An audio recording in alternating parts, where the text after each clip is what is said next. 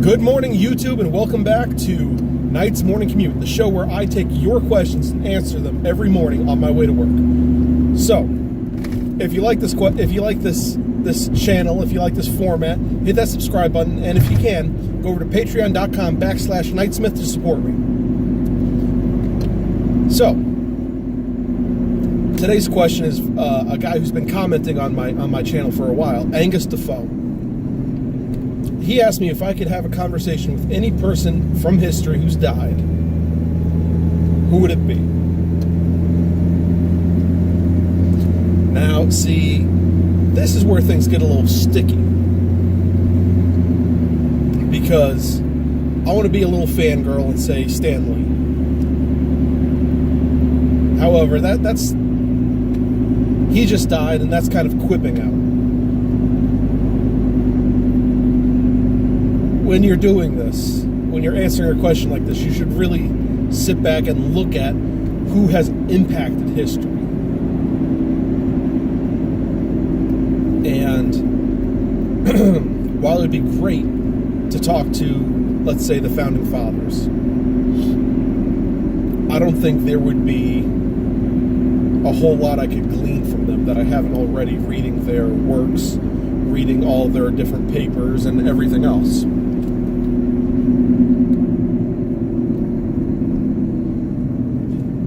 I think it'd be best to go back in history and talk to somebody that you fundamentally disagree with. And I say that because I believe the only way to grow as a person is to talk to people you disagree with. Now, there's two historical figures that come to mind. And if I could talk to them without affecting the course of history, it would be ideal. And that's what I'm going to assume for this question. And it would either be Karl Marx or Adolf Hitler. Now, I want to talk to Hitler to really get into his mind and see what the hell he was thinking. Because the way he went about pursuing the war was just insanity. Like, why would you go after Russia until you have, before you even open up front on England? Like, that's stupid. Why would you bother, killing all the Jews when you could be taking those resources and putting them towards the war effort? And if you really did want to kill all the Jews, then once you won, you could do that. It just doesn't make any sense to me. And I think being able to talk to him and see what his mindset was and why he did things the way he did would be intrinsically valuable. Pardon the sniffles, by the way. I think I'm getting a cold or something. Because none of it made sense. And I understand he wasn't really a military guy. He wasn't a great tactician. He was a general. He was a politician. And politicians are idiots when it comes to warfare. Look at our own government when it came to the Vietnam War. Militarily, we could have easily won that. Easily. It was the politicians who hamstrung the military, and it ended up in a stalemate and a withdrawal. Why? We could have beaten them hands down. So, and it goes back to the same, the talking to Hitler. He could have easily won and then did what he wanted, which was killing all the Jews, gypsies, Catholics, yada, yada, yada. He could have done that once he won. He could have taken Russia on. And a good chance, if he was able to divert all his resources to fighting Russia, he could have beat Russia. The V-2 rockets were the dumbest things on earth. simply terror weapons designed to be lobbed into Great Britain. Not to really do it. They never really did a whole lot of damage. But they consumed massive amounts of resources. Like, it's just stupid. So I think to be able to talk to him, even though I really disagree with everything he did and everything he stood for, would be valuable. And then the other person, Karl Marx, someone I really, really do disagree with, because everything he did, everything he said, sounds great on paper, but communism and socialism will always fail. And they'll fail because of the human condition. And I want to know if he would change things once he saw what his principles and his practices did once they got into the real world. Would he change his opinion? Would he change the way he thought about things? Because when people are always going to act in their own self-interest first.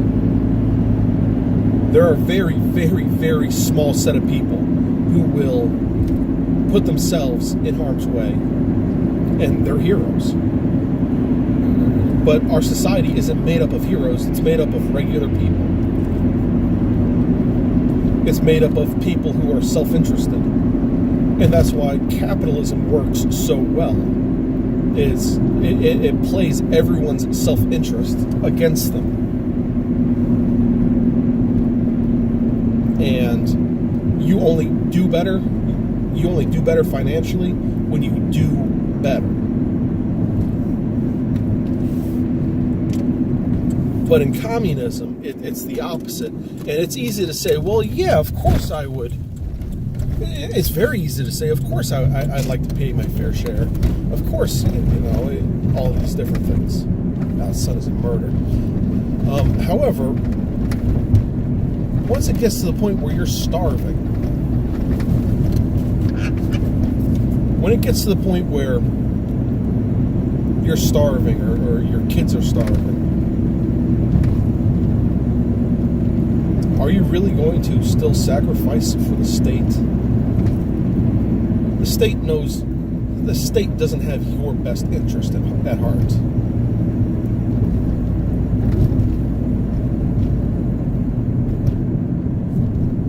So, I could wax about communism and socialism all day. The point is, it doesn't work. And every version of it tried thus far has ended in the deaths of millions of people, the starvation of millions of people, the obliteration of culture.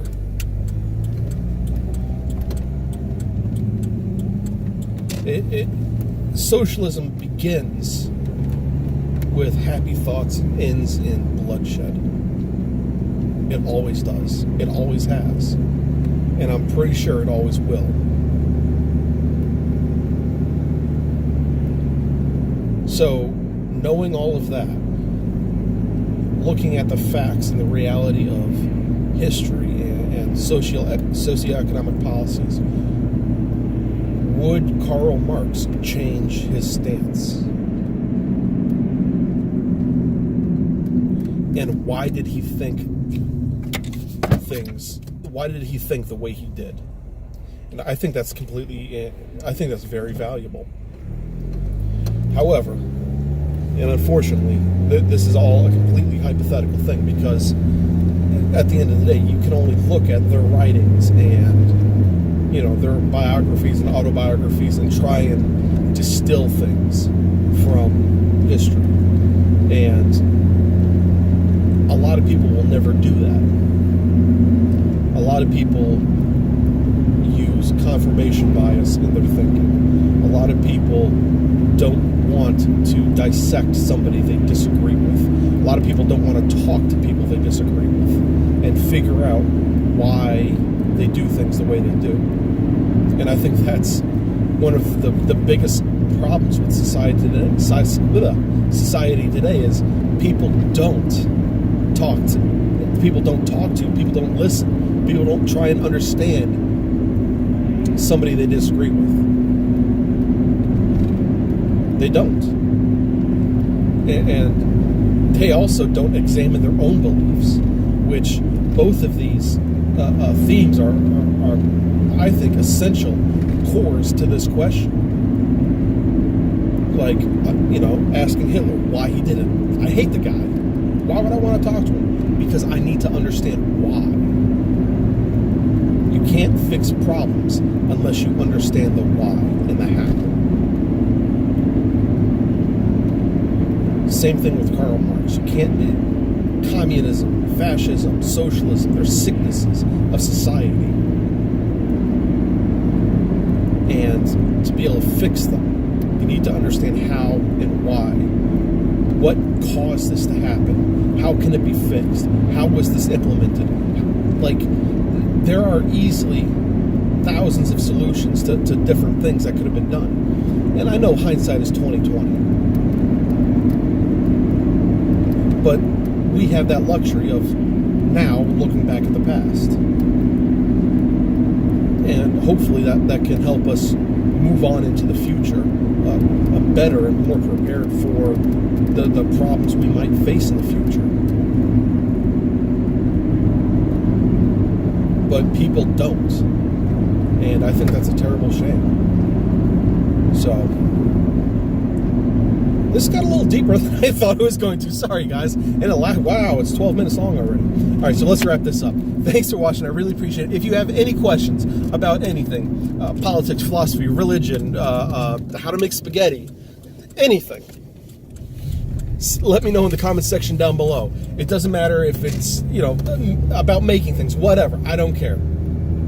Let me know what your question is in the comments section down below so I can answer you. Let's see. If you can, go over to patreon.com/Knightsmith to support me. Even $1 a month helps. Really, even $1 helps. And I do have one note about tonight. My philosophy video is not edited and uploaded yet, so I'm going to be doing that this evening when I get home from work. Well, I actually have to get home, then get changed, then go help someone fix their car, and then I can edit the video. And I'm at work already. So, thanks for watching, guys. I really appreciate it, and thank you for helping make this world better, one curve at a time. And I'll see you tomorrow morning or later tonight, whatever.